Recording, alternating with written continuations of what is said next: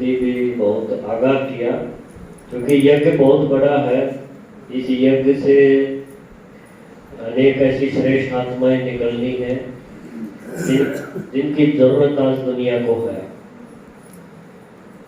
दूसरे शब्दों में कहें तो आदमी जो गायब हो गए थे, उनकी रचना, ब्रह्मा के द्वारा जो रचना दिखाई है, वो कार्य भी चल रहा है। और देखो ये तीसरी आंख जो भगवान ने दी, इसी से पता चल रहा है कि आदमी ऐसे रचे जाते हैं। नहीं तो ये राज कहाँ समझ में आया कि आदमी कैसे बने होंगे। बहुतों ने सिर मारा, बड़ी कल्पनाएं की, अजम्पशंस, लेकिन किसी के समझ नहीं आया आदमी बने कैसे थे। अब पता चल रहा है आदमी ऐसे बनते हैं। दीदी बनाती है, आदमी बन गए, सभी बन रहे हैं। ऐसे बन रहे हैं कि इनको माया रावण को चैलेंज करते हैं कि हम तेरे से हारेंगे नहीं। जिसके 10 सिर है उसको चैलेंज कर रहे हैं, है ना, छोटी बात नहीं है। इसीलिए ये मूर्तियां बढ़ती है, और जब मूर्ति बढ़ेगी तो कुछ ना कुछ तो उसमें चोट आएगी। असल में देखा जाए तो समर्पण तो दीदी का है जो आज हमारे सामने, लेकिन मैं बताना चाहूंगा कि ये असल में समर्पण है पापा जी का और माता जी का। क्योंकि जो रामायण में एक जिक्र आता है कि सीता के जन्म से पहले और राजा जनक ने तपस्या की, एक पुत्री मांगी, है ना, ऐसा कुछ है। तो वो तपस्या, क्योंकि जो आज से पहले करीब 40 साल पहले जब पापा जी ने इस गांव में ये यज्ञ की शुरुआत की, तो उस टाइम तो आसपास कोई था ही नहीं, कोई सेंटर, कोई मदद किसी टाइप की नहीं थी। और जिनका आज हम मना रहे हैं ये दिन, वो तो बहुत छोटी थी, वो कितना 2-3 साल की होगी। तो आप देखो उस टाइम कितना विरोध हुआ, क्योंकि ज्ञान एकदम नया है। रात और दिन जितना फर्क है, भक्ति रात है, ये दिन है, कितना फर्क हो गया। तो जो मूढ़मती लोग हैं, जो इन चीजों को में बिल्कुल इंटरेस्ट नहीं है, जिनका देह अभिमान वाले, उन्होंने कितना विरोध किया होगा। और पापा जी तो ऐसे है नहीं, आपने देख लिया कि ये कोई मरु मरु बोल रहे। इन्होंने तो पर्चे छपवा दिए, भगवान आया है, मैं मिला हूँ, मैं लगा दो, है ना, अकेले पर्चे छपवा के सब जगह। पर्चे क्या, मुझे लगता है उस टाइम तो पेंट करवा के, जैसे व्हाइट वॉश होता है इस टाइप से करवाया था। और कितना विरोध हुआ, कितने कटाक्ष, कितने व्यंग सहन करने पड़े हर गली में से, क्योंकि कितने सिरफरे हैं इस गांव में जो इस बात को कितना समझ पाएंगे। और उन्होंने क्या कुछ नहीं बोला होगा।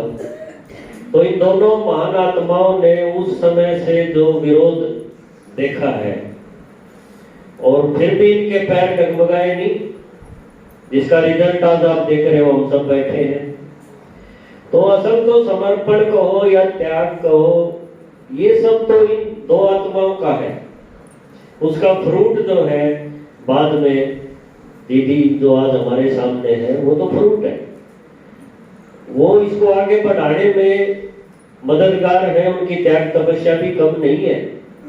लेकिन जो शुरू के जो चीजें हैं, जहाँ बहुत विरोध था, कोई साधन भी नहीं थे, कोई मीडिया नहीं था, कोई ऐसे कैमरे नहीं थे, छोटा सा घर था, उसी में सब कुछ करना है, बच्चे भी छोटे ही थे, उनको पालना भी है, और जमाने की सारी चीजें भी सहन करनी है।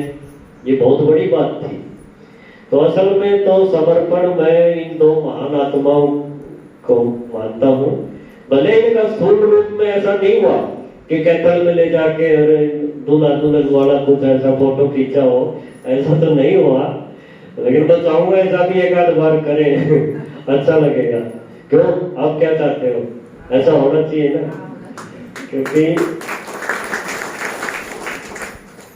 लेकिन इन्होंने जो एक रचना रच के जो दी है, और एकदम अलग। आप देखो, ज्ञान के रूप में देखो, शक्ति के रूप में देखो, गुणों के रूप में देखो, यही 3 चीजें मुख्य हैं ज्ञान में। और ये तीनों की भरपूरता में हमारी दीदी में कोई कसर नहीं है। कई बार मैं सोचता हूँ कि इतने सारे काम हैं, जो यज्ञ के आप सुबह सुबह से ही आप लोगों को अटेंड करना शुरू हो जाते हैं फोन पे, कहाँ सेवा पर भेजना है, कहाँ माताओं का वो सेवा का कमरा छुड़वा लिया, अब दूसरी जगह कहाँ बैठना है, किसके घर में करनी है। तो कितनी सारी समस्याएं हैं। कोई माता के कुछ हो गया, वो बोलते मैं नहीं जाऊंगी, आध घंटा पहले बताते हमारे तो ये मर गया, मैं नहीं जा पाऊंगी। फिर दीदी दो जगह और फोन करेगी, क्योंकि उनको तो सेवा की चिंता है। तो बहुत सारी जिम्मेवारी, और स्कूल की जिम्मेवारी, स्कूल की भी जिम्मेवारी, और फिर माता जी की दवाई, कभी कुछ पापा जी ने गीत लिख दिए, उनको देखना है, उनकी कहीं गड़बड़ तो नहीं है कि नहीं। फिर कोई और फोन भी आ जाए, तो पूरा दिन जो इसी काम में लगे रहे, उठते ही और सोते वक्त भी यही बुद्धि में रहे कि कल क्या करना है, कल कहाँ किसको भेजना है, पर्चे छपे कि नहीं छपे, वो भाई ने पर्चे आके कहीं गलत जगह तो नहीं दे दिए, कहीं पहुंचे ही ना हो, कितनी सारी बातें। तो समर्पण देखो आप, तो ऐसी महान आत्माएं इस फील्ड में, जो कि एकदम नारी से तो एकदम अलग था ये फील्ड। अध्यात्म जो है ये तो सब दाढ़ी वाले बाबा यही बैठे थे ठेकेदार इसके। तो कितने भी आप डेरे देखोगे, सब में कौन बैठे हैं? जेंट्स बैठे, आदमी बैठे, महिला को तो नजर भी नहीं उसकी तरफ फेरते अपने। और यहाँ हमने एकदम विपरीत देखा, और इतना बढ़िया तरीके से मधुबन जाते हैं तो उनका सारा व्यवस्था, उनको कोई कष्ट ना हो, कहाँ से बैठना है, कितनी ब्रीफिंग होती है, कितना आप लोगों को समझाया जाता है। तो एक एक चीज पे इतना बारीकी से सोचना है, तो बहुत टाइम, एनर्जी, सब कुछ लगाना पड़ता है, अपना सब कुछ भूलना पड़ता है, तभी जाके ये काम संभव हो पाता है। और बहुत अच्छा हमारे प्रोग्रेस अपनी जो पाठशाला की दूसरी पाठशालाओं को देखते हुए बहुत ज्यादा हर तरीके से। तो अभी आगे एक गीत पेश करना है, दीपा बहन और उनकी टीम है, वो आ जाए मंच पे और दीदी के साथ वो कोई गीत गाएंगे शीतला माता का। आ जाओ।